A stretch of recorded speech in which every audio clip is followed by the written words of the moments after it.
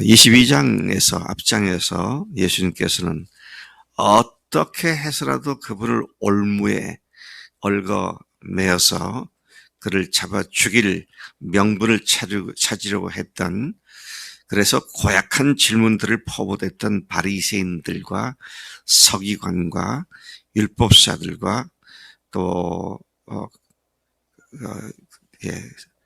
서기관들에게 주님께서 그들의 잘못된 모습을, 역공을 취해서 거짓된 모습을, 악한 모습을 드러내셨습니다.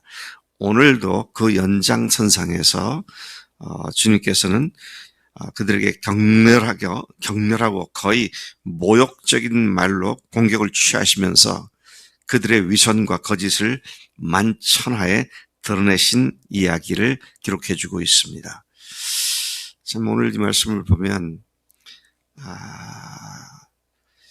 13절부터 28절까지면은 16구절이잖아요. 여기서 11번에 걸쳐서 욕을 하십니다. 아주 격렬한 욕을 하세요. 제가 어제 이 말씀을 읽으면서 와, 주님께서 이렇게 구약의 어떤 욕쟁이 선지자보다도 더 심한 말을 하셨구나. 제가 깜짝 놀랐어요. 근데 우리말 성경을 보면 그래도 이게 좀 존댓말 비슷한 그런 표현을 하고 있잖아요. 그리고 또 이 완곡한 표현들을 말하고 있잖아요. 외식하는 자여, 또 화 있을 뭐라고 했습니까?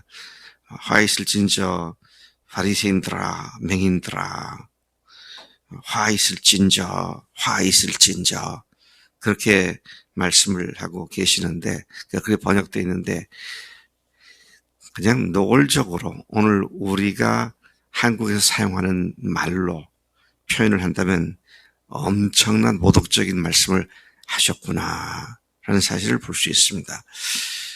특히 이제 제가 한번 찾아보니까요, 13절에서 화 있을진저 외식하는 서기관들과 바리새인들아, 15절에 화 있을진저 외식하는 서기관과 바리새인들이여, 16절에 화 있을지어 눈먼 인도자여, 17절 어리석인 맹인들아, 19절 이 맹인들아, 23절 화 있을진저 외식하는 서기관들과 바리새인들아, 24절 맹인된 인도자야, 25절 화 있을진저 외식하는 서기관들과 바리새인들아, 26절 눈먼 바리새인이여, 27절 화 있을진저 외식하는 서기관과 바리새인들이여, 27절 계속 보면 회칠한 무덤 같은 자들아, 28절 외식과 불법이 가득한 자들아. 참 엄청난 욕을 하시는, 야단을 치시는 그런 장면이라고 생각되십니다. 우리말 성경에 보면 바리새인들이여, 맹인들이여, 들이여, 그러면 존칭어잖아요. 근데 헬라어나 성경 원문에 있어서 헬라어나 영어에서는 존칭어가 없지 않습니까? 그러니까 오늘 우리가 이걸 갖다가 그대로 우리말로 번역을 해보면 굉장히 무서운 욕을 하셨구나, 야단을 치셨구나, 그런 사실을 볼 수 있습니다. 예를 들면 이 저주받을 위선자들아, 이런 얘기잖아요. 이 저주받을 위선자들아, 이 눈깔이 멀어서 볼 줄도 모르는, 제대로 보지 못하면서도 보는 체 하는 이 봉사들아, 그렇게 말씀하신 거고요. 이 멍청한 자들아, 자신들의 앞도 보지 못하면서 누군가를 인도하겠다고 하는 어리석은 눈먼 인도자들아, 겉다르고 속다른 위선과 거짓과 불의가 가득한 표리부동한 자들아. 대훈 형제 보고 내가, 대훈 형제 너는 표리부동한 놈이야, 그러면은 어떻겠어요, 기분이? 그냥 좋지 않은 걸 끝날까? 당장 어떻게 할 수 없겠지. 근데 뭐가 가슴 속에 납덩이 같은 게 콱 생길 수 있을 것 같아요. 은혜 자매 보고 야, 이 위선자야! 그러면 어떻게 하겠어? 아마 은혜자매 간증할 때 보면 아버지 하셨던 말씀을 날 자주 하는데, 내가 죽을 때까지 죽고 나서도 이제 나를 위선자라고 한 목사님이 그런 나를 보겠다고 그렇게 평생을 마음속에 품을 것 같아요. 근데 주님께 거침없이 말씀하잖아요. 그냥 한 번에 아니라 같은 말을 계속 반복하잖아요. 자, 이만큼 주님께서는 그들의 거짓된 모습을 더 이상 보고 참을 수 없는 그런 상황이었다라는 것을 보게 된 것이죠. 심지어 주님께서 뭐라 그럽니까? 속에는 시체 썩는 냄새가 진동하면서 겉만 깨끗하게 페인트를 칠한 무덤 같은 자들아. 그렇게도 말씀하시고요. 그 다음에 뭡니까? 위선과 불법과 불의로 가득 찬 이 악한 자들아. 이제 예쁜 신부가 돼서 결혼을 준비하고 있는 나를 향해서 야, 이 위선자야! 내가 그러면 막 그날로 천리면서 도망갈지 모르겠어요. 두역시 우리 교회 오는 거 고려해 보세요. 나도 옮기려 그래요. 그럴 수밖에 없겠죠. 근데 주님이 그러셨잖아요. 주님이 그렇게 말씀하신 겁니다. 근데 우리가 이런 말씀을 읽을 때요, 아주 못된 습관이 하나 있습니다. 뭔지 아세요? 나는 여기에 해당되지 않아. 누가 그래요? 내가 해당되지 않는다고. 에린이가 그랬지?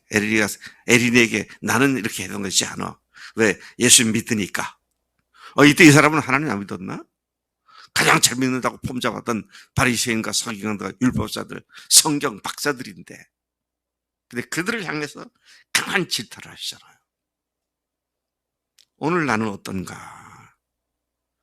참 정말 내가 예수님을 주인으로 바꾼 자로서 주님 앞에 제대로 순종하며 사는가? 순종도 하지 않으면서 마치 순종하는 것처럼 자기를 위장하고 위선을 떨고 그러진 않는가? 우리 이렇게 생각해 봐야 돼요. 나 자신을. 나는 바리새인은 아니니까 나는 아니고. 조금 이따 보면요, 주님께서 뭐라고 했습니까? 너희들은 너희 조상들이 선지자를 죽였을 때에 그걸 보고는 우리가 내가 그때 있어도 나는 그렇게 안 했을 건데 라고 말을 하지 않느냐. 약한 자들아. 그런 말씀하잖아요. 나는 바리새인이 아니니까 나는 이렇지 않아. 똑같은 얘기입니다. 참 우리가 정말 예수님 앞에서 어떤 순종하는 삶을 사는가, 불순종하는 삶을 사는가.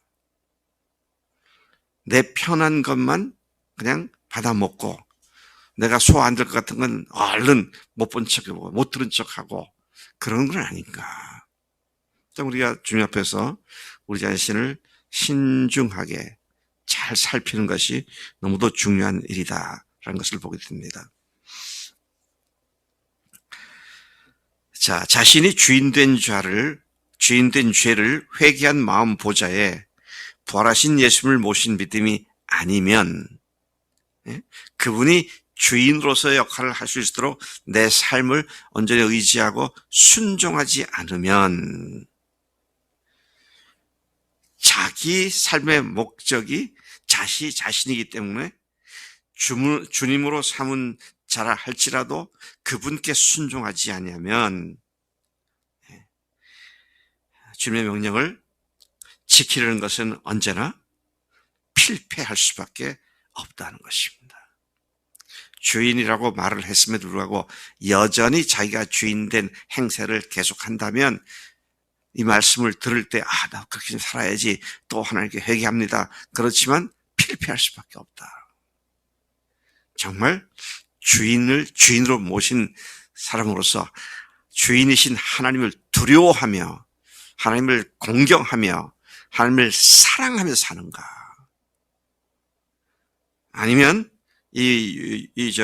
유대인들처럼 이 기독교 신앙, 예수를 믿는 믿음을 액세서리 정도로 자기의 신앙을 과시하는 장식품 정도로 그렇게 여기고 사는가? 우리가 정말 정직하게 주님 앞에 서야 할 필요성이 있다는 것이죠. 13절을 보니까요. 그런 신앙 자리에 있는 자들은 자기뿐만 아니라 다른 사람들도 천국의 삶을 들어가지 못하게 만든다 그랬습니다. 너희는 천국 문을 사람 앞에서 닫고 너희도 들어가지 않고 들어가라 하는 자도 들어가지 못하게 하는도다. 교인 한 사람을 얻기 위해 바다와 육지를 두루 다니는 엄청난 전도를 하면서도 그렇게 어렵사리 얻은 한 영혼을 너희보다 배나 더 악한 지옥 자식이 되게 만들어버린다고 주님께서는 질타하신 것이죠. 제가 이렇게 살면서 보니까요, 저도 그렇고 또 많은 소위 말하는 예수님을 주인으로 바꿨다는 사람들의 삶도 보면은요, 자기가 주인 된 뿌리가 얼마나 깊은지, 좀 더 가까이 가서 보면 냄새가 나요. 좀 더 가까이 보면은 거짓이 드러납니다. 조금만 자존심 건드리면 그냥 길길이 뛰면서 못 견뎌야 하고요. 참 이게 인간의 본성인데, 그런데 그분이 내 속에서 말씀하시대로 순종하는 삶을 살지 않으면 언제든지 그 덫에 걸려 넘어지게 되잖아요. 그래서 여러분, 참 우리가 애통하는 마음으로 심령의 가난한 자가 되어서 하나님의 도우심과 하나님의 능력을 간구하지 않고서는, 그분의 성령의 능력을 힘입지 않고서는 우리가 이런 삶을 살 수 없다라는 사실을 정직하게 고백하지 않을 수 없습니다. 주님께서는 그들이 성전보다도 성전에 금을 두고 맹세하는 건 꼭 지켜야 한다라고 말하는 어리석음을 드러내시죠. 또 제단보다도 제단에다가 제물을 드리는 제단 그 자체를 두고 맹세하는 것은 안 지켜도 괜찮지만 제물을 놓고 맹세하는 건 꼭 지켜야 한다. 그렇게 말하는데, 이 바보 같은 놈들아. 제단과 성전을 놓고 기도하는 것이, 맹세하는 것이 그 위에 있는 다른 물건들은 성전 때문에, 제단 때문에 거룩하게 되는 건데 그 근본은 무시하고 그 근본 때문에 거룩해 줄 수 있는 그것을 맹세의 근거로 삼다는 것이 얼마나 어리석은 일이냐. 성전을 두고 성전에 금을 두고 또 재물을 두고 또 한 걸음 더 나가서 너희들이 주님 앞에서, 하나님 앞에서 하는 그 모든 맹세가 결국은 하나님 앞에서 하는 거 아니냐. 근데 그 하나님이 아닌, 하나님이 거룩하게 하시는 물건을 두고 한다는 것이 얼마나 어리석은 짓인가. 강한 질타를 하고 계신 것을 봅니다. 또 너희들이 박하와 회향과 근처에 11조는 드리지만 율법이 더 중요하게 다루는 정의와 긍휼과 믿음은 버렸구나. 그러나 이것도 행하고 저것도 버리지 말아야 한다고 주님께서는 강력하게 책망하시는 그런 말씀하시죠. 성경을 쥐뿔도 모르는 사람들이 11조 하란 말 어디 있느냐, 그런 얘기를 하죠. 주님께서는 그 내용을 빼먹은 형식만 갖고 하는 걸 질타하셨지 그것을 하는 자체를 질타한 것이 아니잖아요. 이것도 하고 저것도 하라고 말씀하셨습니다. 자, 그런 의미에서 우리가 참 성경을 자기 편한 대로 해석하는 것도 잘못된 습관인 것을 보게 됩니다. 그러면서 작은 문제는 철저히 홀이라 따지면서 보다 거대하고 근원적인 것은 아무렇게나 대하는 바리새인들과 서기관들의 위선을 지적하신 것이죠.